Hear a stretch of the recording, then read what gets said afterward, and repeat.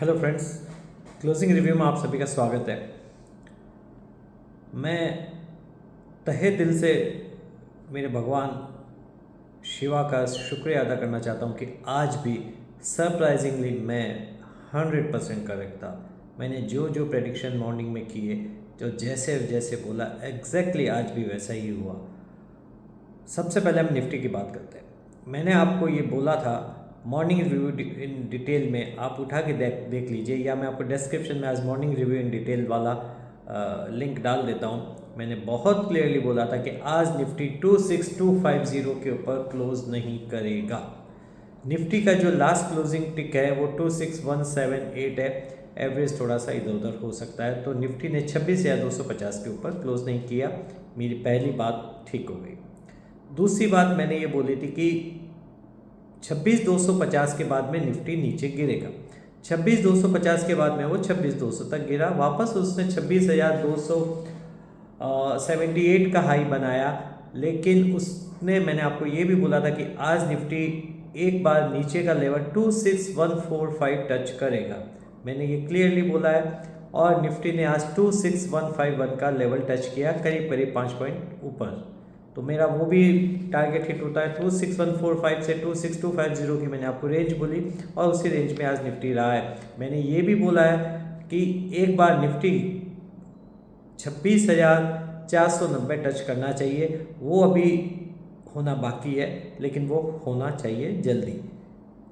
इसके अलावा मैंने आपको बोला है पिछले कई बार वीडियो में कि जिस दिन भी रिलायंस 3000 के ऊपर क्लोज करे, रिलायंस को खरीद के जाइए। रिलायंस 3045 दिखा देगा। कल क्लोजिंग रिलायंस का 2995 आया था, लेकिन अगर आप इसका लास्ट क्लोजिंग टिक देखेंगे तो वो 3008 है। लास्ट ट्रेड उसका 3008 पे हुआ है, तो 3000 का उसने ट्रेड किया था। इसलिए आज रिलायंस ने 3045 का हाई 3066 का हाई बनाया, और 3047 इसका लास्ट ट्रेडिंग प्राइस है। तो 3045 मेरा टारगेट रिलायंस में भी अचीव हो गया। शुगर सेक्टर मैंने आपको बोला था कि शुगर सेक्टर आज बहुत अच्छा परफॉर्म करेगा।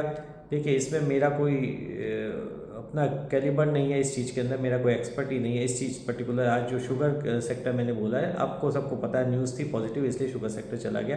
तो इसकी क्रेडिट तो मैं अपने आप को देना नहीं चाहता, पर शुगर सेक्टर चला है, बस बात इतनी ही है। मेटल सेक्टर भी मैंने आपको बोला था कि मेटल सेक्टर चलेंगे। मैंने 5 स्टॉक दिए थे, उसमें से 2 स्टॉक ऑलमोस्ट फ्लैट जैसे रहे, और 3 स्टॉक आज चले हैं। मेटल सेक्टर ने भी परफॉर्म किया, क्योंकि चाइना में जो रेट कट आया 50 बेसिस पॉइंट, उसकी वजह से चला है। इन्फोसिस में आज कमाल की बात ये थी कि आईटी सेक्टर को आज चलना था। मैंने इन्फोसिस में 2-3 दिन का टारगेट दिया था, 1975 इन्फोसिस जा सकता है, लेकिन सरप्राइजिंगली इन्फोसिस आज ही 1975 चला गया, और मेरा टारगेट जो 2-3 दिन का था वो अचीव हो गया, और वहाँ से इन्फोसिस वापस गिर गया।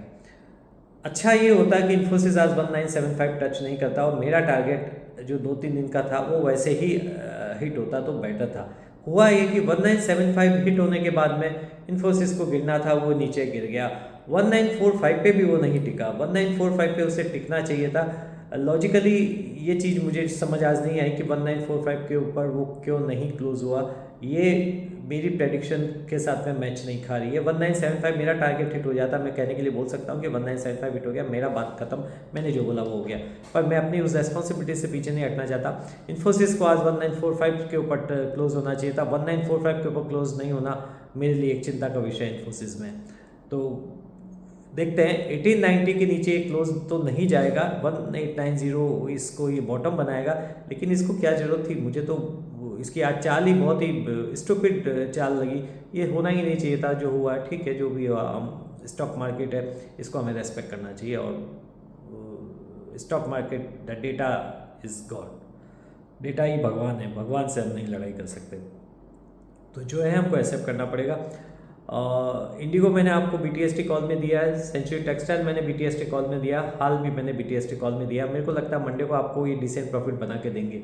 26,180 पे निफ्टी क्लोज हुआ है। मैं इस पर कोई कॉल नहीं देना चाहता, मुझे समझ नहीं आ रहा है कि ये क्या करेगा, क्योंकि 2 दिन की छुट्टी भी आ रही है, और 2 दिन में कुछ भी इधर उधर होगा तो अननेसेसरी। मैं इसमें वैसे भी कोई कॉल देना नहीं चाहता था, और मैंने आपको कोई कॉल दिया भी नहीं है।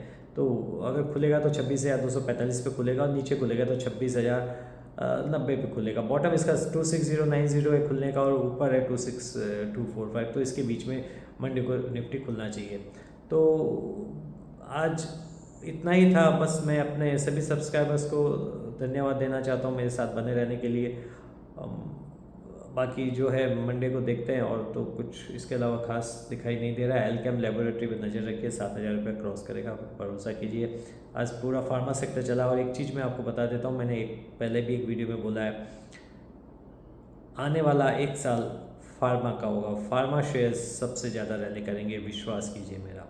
फार्मा सेक्टर में इन्वेस्ट कीजिए, चाहे जितनी भी टॉप 5 या टॉप 10 कंपनीज़ है, थोड़ा थोड़ा पैसा सभी में लगाइए, आपको बहुत बड़ा पैसा बना के फार्मा कंपनीज देने वाली है। तो have a very nice day and see you on Monday. Thank you, take care, bye.